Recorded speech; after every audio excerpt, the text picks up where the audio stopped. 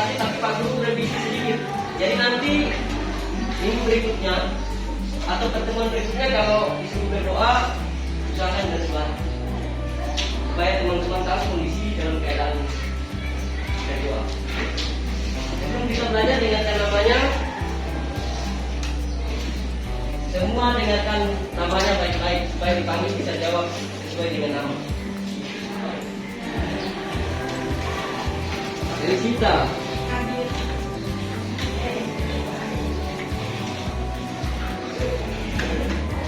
Yogi. Jeno.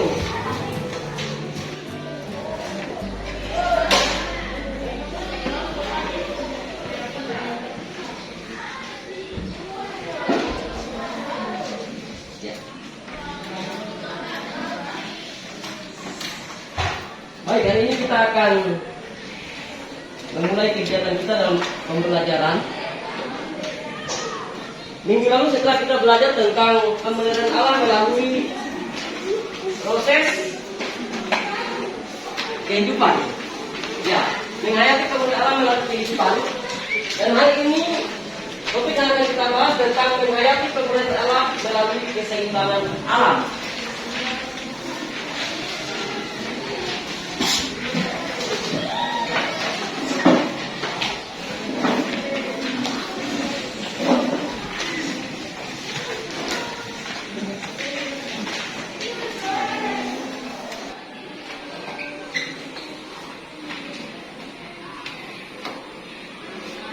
Ya, dari materi ini ada beberapa hal yang perlu diperhatikan. Yang pertama, kita belajar dari bacaan Alkitab yang menjadi dasar dari pembelajaran kita di hari ini, dari Kejadian 1 sampai pasalnya yang kedua. Ya, bagian Alkitab mendasari materi pembelajaran ini. Mari kita bersama-sama baca Alkitab, kitab Kejadian pasal 1 ayatnya yang ke-26.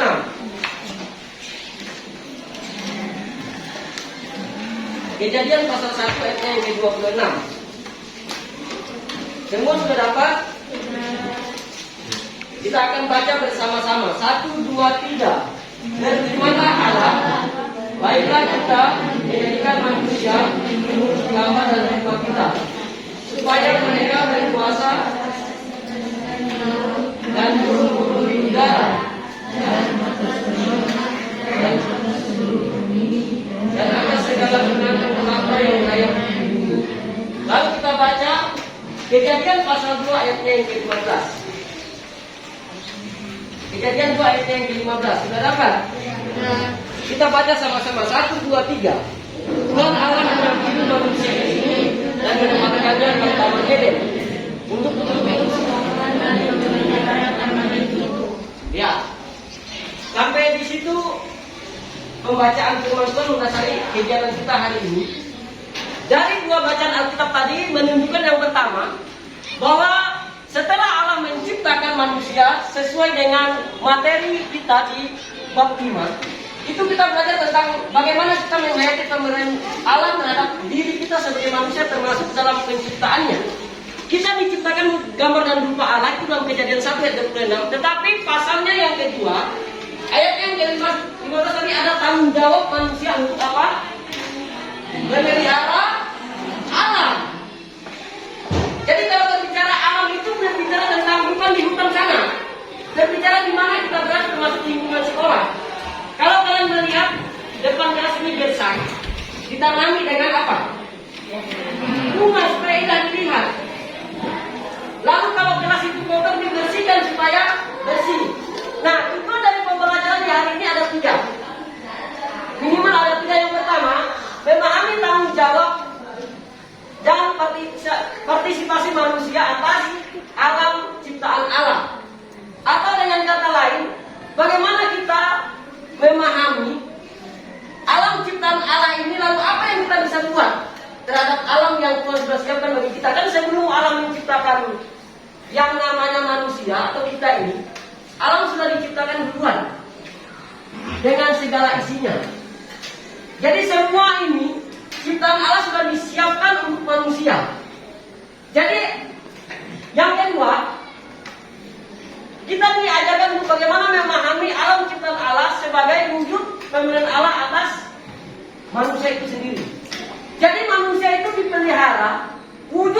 Tuhan buat dalam diri manusia adalah melalui ciptaannya yang lain, yaitu alam. Karena apa? Sumber kehidupan atau kebutuhan hidup manusia itu paling banyak dihasilkan dari alam. Contoh, kita mau minum, dari mana sumbernya? Hah? Air itu dari mana? Alam. Kita mau makan tumbuhan, sumbernya dari mana? Alam. Mau makan sayur, mau makan buah, dan lain sebagainya. Kita mau makan ikan, sumbernya dari mana? Ya, laut itu dari mana? Alam juga. Jadi semuanya itu bersumber dari alam, itu kebutuhan hidup kita. Maka kita wajib mengakui dan memahami pemberian Allah itu melalui apa? Ciptaan alam yang lain, yaitu alam. Dia memberikan hidup kita melalui menciptakan alam itu sendiri. Yang ketiga, bagaimana kita bisa terdorong atau termotivasi untuk peduli terhadap alam. Bentuk kepedulian kita tadi salah satunya apa? Menanam pohon. Yang kedua, menjaga kebersihan. Kalau kalian lihat di mana-mana di tempat umum ada ditulis buanglah sampah pada tempatnya. Itu tujuannya apa?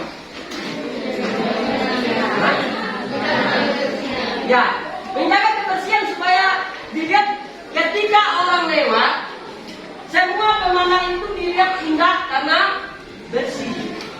Yang menjaga itu kita sebagai manusia yang bertanggung jawab terhadap alam. Karena untuk menata alam itu diri sendiri yang bisa lakukan. Ya, bagaimana kita belajar bagaimana pentingnya keseimbangan alam bagi kehidupan manusia. Bagaimana coba sebutkan materinya?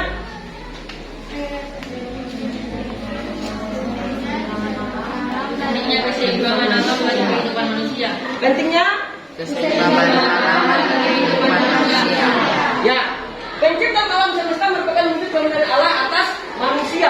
Allah terlebih dahulu menciptakan alam semesta dan segala isinya, barulah diciptakan manusia. Penciptaan alam semesta ini berpusat pada Allah untuk memelihara Allah agar manusia dapat hidup di dalamnya. Allah mengasihi manusia dengan dua cara. Yang pertama, Allah menciptakan manusia manusia memiliki sifat citra atau karakter seperti alamiah. Yang pertama, bentuk kepedulian Allah kepada manusia adalah manusia diciptakan menurut gambar dan rupa Allah. Perhatikan kita. Ya, kalau gambar dalam bahasa Ibrani disebut dengan istilah teseleng. Lihat di depan. Gambar itu teseleng, tiruan yang asli. Jadi bukan fotokopi. Artinya apa yang ada di dalam diri Allah diberikan kepada manusia. Contoh, Allah adalah kasih. Pak Guru tanya, manusia bisa mengasihi sesamanya? Bisa. Kenapa bisa? Hah? Karena manusia memiliki sifat Allah. Dua hukum kasih itu harus mengerti. Kasihilah Tuhan Allahmu dengan segenap hatimu, dengan segenap jiwamu, dengan segenap akal budimu. Nah yang kedua, kasihilah seperti dirimu. Ya, itu yang pertama. Bentuk kepedulian Allah terhadap manusia. Yang kedua,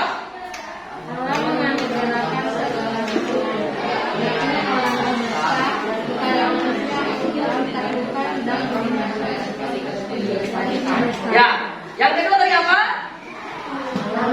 Allah Menganugerahkan segala sesuatu yang alam semesta kepada manusia untuk menguasai Allah menganugerahkan segala sesuatu yang ada di alam semesta ini. Anugerah itu artinya diberikan secara cuma-cuma, bukan karena manusia berbuat baik baru Allah berbuat sesuatu, tidak. Sebelum manusia diciptakan, Allah sudah buat duluan, sudah diciptakan. Kalau kita baca kisah penciptaan, dan itu tidak tumpang tindih. Dari hari pertama sampai hari terakhir, hari ke-6, Allah itu menciptakan segala sesuatu yang ada di bumi ini. Sehingga manusia tinggal melihat, menikmati, dan menguasai serta melestarikan. Menguasai itu artinya bukan berarti manusia serakah. Artinya manusia dapat membuat alam ini jauh lebih baik juga alam ini manusia yang tata atau lestarikan. Contoh, kalau pantai, siapa yang buat? Hah? Siapa yang buat pantai? Allah. Pantai itu tidak baik kalau bukan manusia yang tata. Meskipun ada pada dasarnya, alam itu sudah indah kelihatan, tetapi lebih indah lagi kalau manusia ada punya partisipasi di dalamnya. Atau manusia yang menata. Contoh, di alam kan tidak ada tempat duduk misalnya. Untuk manusia atau pengunjung lebih menarik perhatian di daerah tempat wisata tadi, dibikinkan tempat duduk supaya lebih menikmati pantai yang indah. Itu contoh yang sederhana. Jadi tanggung jawab manusia dalam materi ini adalah menjaga, menguasai dan melestarikan alam. Sebagai wujud bahwa manusia ada berpartisipasi dalam mewujudkan apa yang telah Tuhan buat dalam dirinya sebagai manusia yang diciptakan menurut gambar dan rupa Allah tadi. Lalu manusia dan alam saling bergantung atau ketergantungan. Mengapa? Karena sumber hidup manusia bersumber dari alam. Kebutuhan hidup manusia itu bersumber dari alam. Demikian juga alam. Alam itu bisa baik ditata kalau ada campur tangan manusia di dalamnya. Karena manusia ini perpanjangan tangan Allah untuk bisa menjaga, menata dan memelihara ciptaan Allah itu sendiri. Nah, sampai di sini ada yang mau bertanya? Ada yang mau bertanya? Yang sana ada yang mau bertanya? Materi tentang pentingnya keseimbangan alam bagi kehidupan manusia di bagian A. Kalau tidak ada, kita masuk materi di bagian B tentang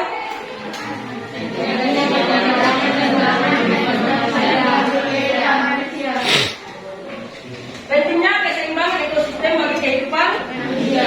Oke. Perhatikan di depan. Yang pertama, kalau kita melihat dari materi bagian B ini, pentingnya keseimbangan ekosistem bagi kehidupan manusia.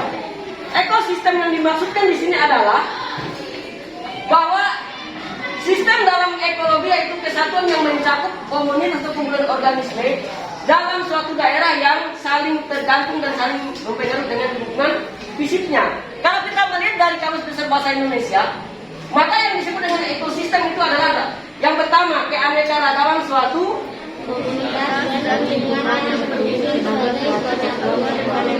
dalam alam. Yang kedua,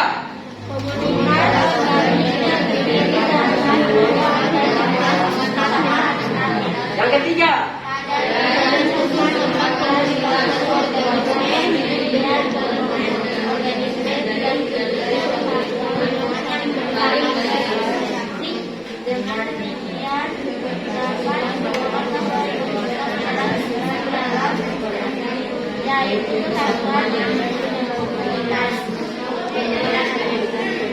ya, perhatikan di depan. Jadi pentingnya keseimbangan ekosistem di sini kalau kita melihat bahwa yang mau dijelaskan di sini adalah ekosistem itulah yang di dalamnya itu terdiri ada yaitu tempat atau wadah yaitu alam itu sendiri. Yang di dalamnya ada manusia, tumbuhan dan hewan. Nama Yogi, tempel. Ya, jadi di dalam materi ini, kalau berbicara tentang ekosistem, pentingnya menjaga keseimbangan ekosistem. Karena ketika alam menciptakan yang namanya alam tadi, di dalam alam itu ada beberapa hal yang perlu diperhatikan. Yang hidup di dalam alam itu, yang pertama, apa? Kita sebagai manusia, ada tumbuhan, ada hewan. Nah, dari yang Pak Guru tadi sudah sebutkan, manusia, tumbuhan, dan hewan, tidak ada satupun yang merasa dirugikan, sehingga terjadi keseimbangan. Kalau salah satu dirugikan, maka tidak terjadi keseimbangan. Contoh yang pertama, Pak Guru kasih contoh. Kita di Papua, burung apa yang terkenal? Cendrawasih. Hah? Cendrawasih. Sekarang Pak Guru tanya, siapa yang masih umur 2 tahun di sini? Yang 11 tahun angkat tangan. Yang 12 tahun angkat tangan. Yang 13 tahun angkat tangan. 14 tahun. 15 tahun. Tidak ada. Pak Guru tanya yang 12 tahun tadi. Selama kau hidup 12 tahun, siapa yang pernah melihat burung cendrawasih melintas dari hutan melintas ke kota Seruni? Dengan bunyi. Yang pernah kau lihat di televisi atau dengar di radio? Pernah lihat? Pernah lihat? Yang 13 tahun pernah lihat? Yang 14 tahun pernah lihat? Ya, berarti dapat kita simpulkan keseimbangan ekosistem di kota Seruni atau di Pulau Yapen ini sudah tidak terjadi. Contoh, sudah dirusak tempatnya. Yang tadinya hutan ditebang, kayunya dijual, dibikin bangunan. Lalu setelah itu tempatnya tadi dibikin kebun, ditanami sayur petatas, ditanami rica. Burung cendrawasih bisa hidup di atas petatas? Iya. Dia di tempat yang rimbun, hutan yang lebat. Di situ baru dia bisa berkembang. Itu yang pertama. Yang kedua, popularitas tentang yang namanya tadi burung cendrawasih itu sudah hampir punah. Karena apa? Kebanyakan manusia selain tadi merusak tempatnya, mereka buru, ditembak, diawetkan juga dan lain sebagainya. Itu berarti yang terjadi adalah ketidakseimbangan ekosistem. Maka bagian ini kita perlu belajar supaya bisa mengerti tentang pentingnya menjaga keseimbangan ekosistem dalam hidup. Jadi manusia dan alam sekitar ada saling ketergantungan yang disebut dengan rangkaian ekosistem. Dan ada banyak hal ketergantungan hidup manusia terhadap alam sekitar. Kelestarian kelangsungan alam juga tergantung pada cara manusia untuk mengelolanya. Ya, dari materi ini ada beberapa hal yang perlu kita pelajari. Yang pertama, dampak negatif dari yang ditimbulkan akibat yang ditimbulkan terhadap alam yang tadi tidak seimbang. Di antaranya adalah terjadi bencana tanah longsor. Jadi dampak negatif yang ditimbulkan dari ketidakseimbangan ekosistem dalam alam itu ketika manusia merusak alam. Yang pertama apa? Terjadi bencana tanah longsor dan banjir. Beberapa minggu yang lalu kita di Seruni terjadi banjir bandang. Pak Guru tanya, siapa yang rumahnya terendam banjir? Angkat tangan. Yang kena banjir, angkat tangan. Rumahnya kena banjir. Tinggi-tinggi. 1, 2, 3, 4, 5, 6, 7, 8, 9. Turunkan tangannya. Siapa yang kena longsor? Tidak ada. Siapa yang pernah lihat tempat longsor waktu terjadi? Waktu terjadi longsor dia pergi, entah besok atau langsung hari ini pergi lihat yang tempat longsor. 1, 2, 3, 4, 5, 6, 7 ya. Sebelum sudah lihat. Kalau kena banjir apa yang dirasakan? Tadi yang katakan kena banjir, ya kau rasakan apa?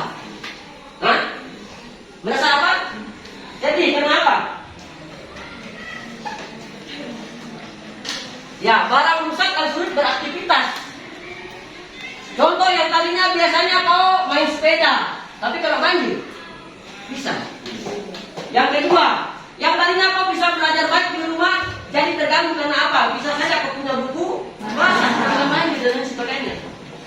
Itu dampak yang ditimbulkan oleh manusia karena tidak menjaga keseimbangan ekosistem. Banjir itu terjadi karena apa? Ada beberapa hal, ada beberapa faktor. Bukan saya curah hujan, tapi karena apa? Manusia tidak membuang sampah pada tempatnya. Yang dibuang di mana? Di jok atau di kali. Bantaran sungai tadi kecil. Setiap hari manusia buang sampah, apalagi plastik. Plastik itu kalau dibuang, dia tidak langsung hanyut, masuk air lalu dia tenggelam. Itu tidak gampang terurai. Plastik itu 10-20 tahun belum tentu dia terurai atau busuk. Tidak terjadi. Nah, terjadilah pendangkalan dalam sungai. Maka waktu curah hujan tinggi mengakibatkan luapan air, sehingga itu yang disebut dengan banjir. Nah, itu yang pertama. Yang kedua, tadi berbicara tentang tanah longsor. Tanah longsor itu terjadi bukan saja diakibatkan hujan atau curah hujan tinggi, tetapi ada sumbangsi dari manusia yang mengakibatkan perbuatan manusia yang keliru. Contoh, menebang pohon sembarangan.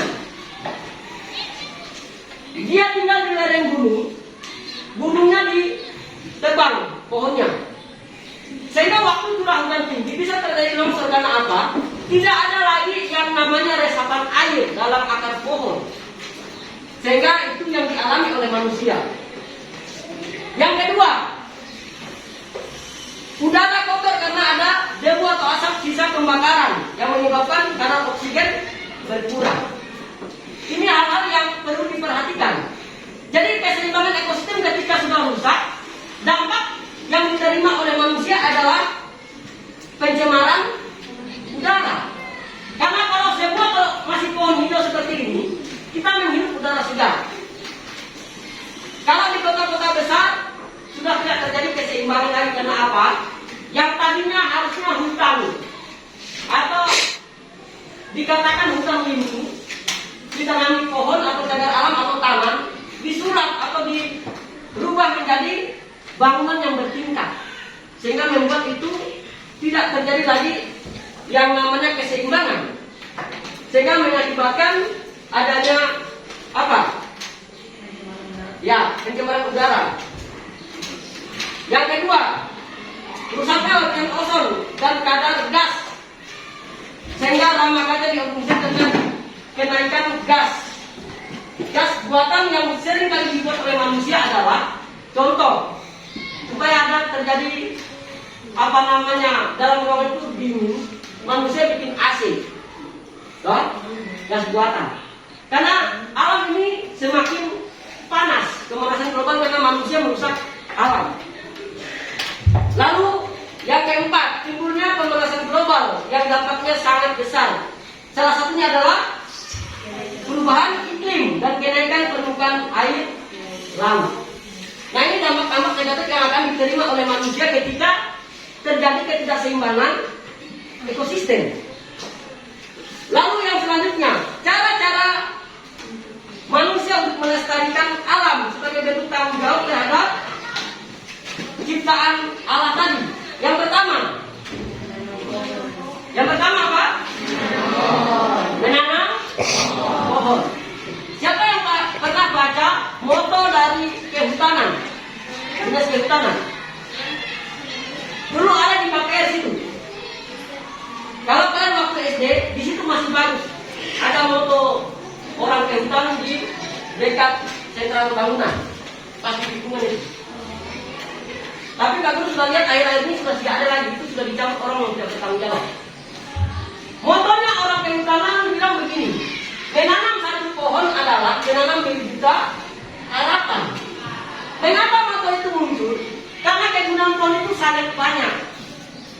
Coba kalau kita tanam pohon sekarang, pohon misalnya kalau tanam pohon mangga, yang diharapkan apa? Buahnya toh bisa dimakan. Itu yang pertama. Yang kedua, kalau kita menanam pohon, banyak hal yang terkandung yang kita perhatikan manfaatnya bagi kita selain dari kita nikmati buahnya. Yang kedua, pada saat terik matahari, pohon itu menetralisir panasnya matahari. Jadi coba perhatikan di depan. Kalau orang saat ini misalnya cuaca lagi panas, orang bukan berlindung dalam rumah saja, tetapi cari pohon, di bawah pohon dia berlindung. Itu yang pertama. Yang kedua, yang ketiga, pohon itu kegunaannya adalah apa? Membuat resapan air. Sehingga kalau musim kemarau tidak akan kekurangan air. Kalau musim penghujan, akarnya adalah berfungsi untuk menahan terjadinya tanah longsor. Jadi itu kegunaan pohon. Makanya wajib kita diwajibkan, salah satu bentuk tanggung jawab kita terhadap alam kita ini adalah menanam pohon. Ya. Lalu yang kedua, membuang dan mengolah sampah. Artinya membuang sampah pada tempatnya dan mengolah sampah itu sendiri. Contoh misalnya hal-hal yang mungkin bagi orang lain tidak berguna, yang dianggap sampah saja. Biasanya yang mengolah sampah ini materi apa? Materi? Yang lima apa lagi? Prakarya. Prakarya ya, lihat Pak. Prakarya ini berkaitan dengan materi ini.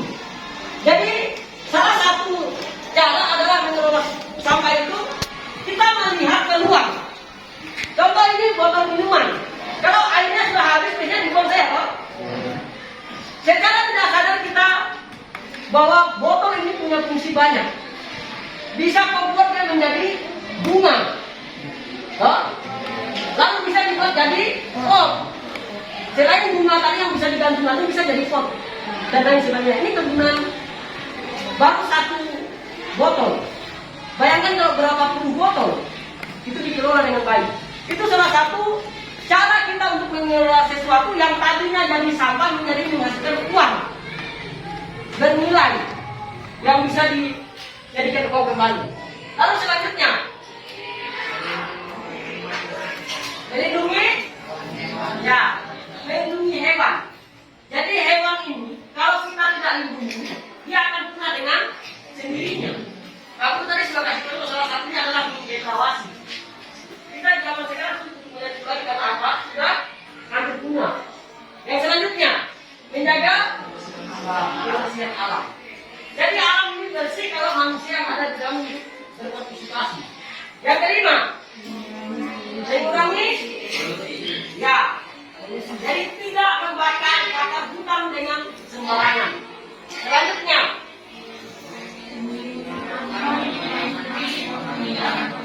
ya, sebenarnya Pak sudah bilang, yang tadinya taman, biasa di kota-kota besar orang jadikan lahan tempat mendirikan bangunan. Hal ini kita hentikan kalau kita mengerti tentang bagaimana kita menjaga keseimbangan ekosistem. Yang namanya taman dia tetap menjadi taman, bukan jadi bangunan. Lalu yang ketujuh, meningkatkan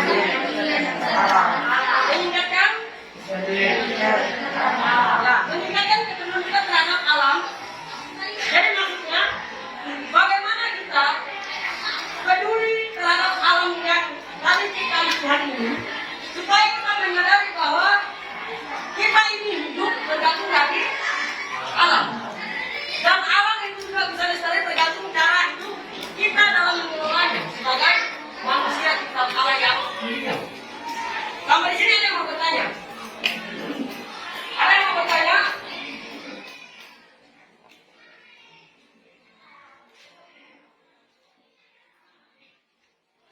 Ada yang mau bertanya?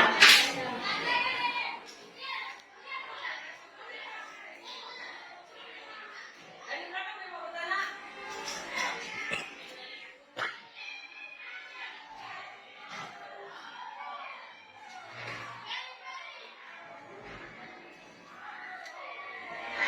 Ya, kalau tidak ada,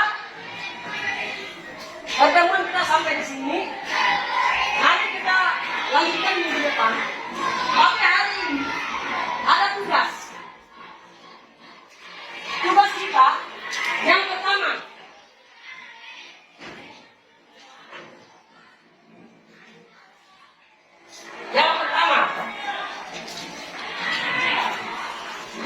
lihat di halaman 44. Ya, di situ tuliskan 4 dampak negatif akibat dari tidak memelihara alam. Yang kedua, sebutkan cara melestarikan alam sekitar. Yang ketiga, tindakan apa yang kita dapat lakukan sebagai remaja dalam berusaha melestarikan alam. Yang keempat, dampak positif yang akan dirasakan ketika menjaga dan melestarikan alam. Yang kelima,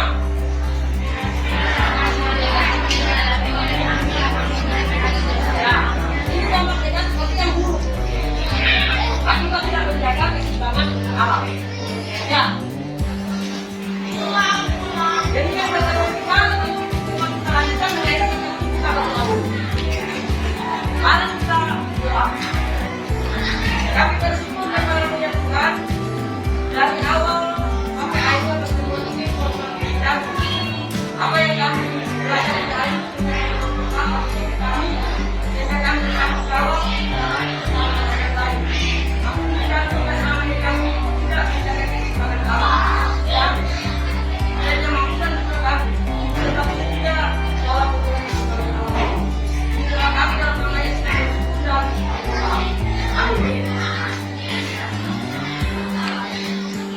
Partai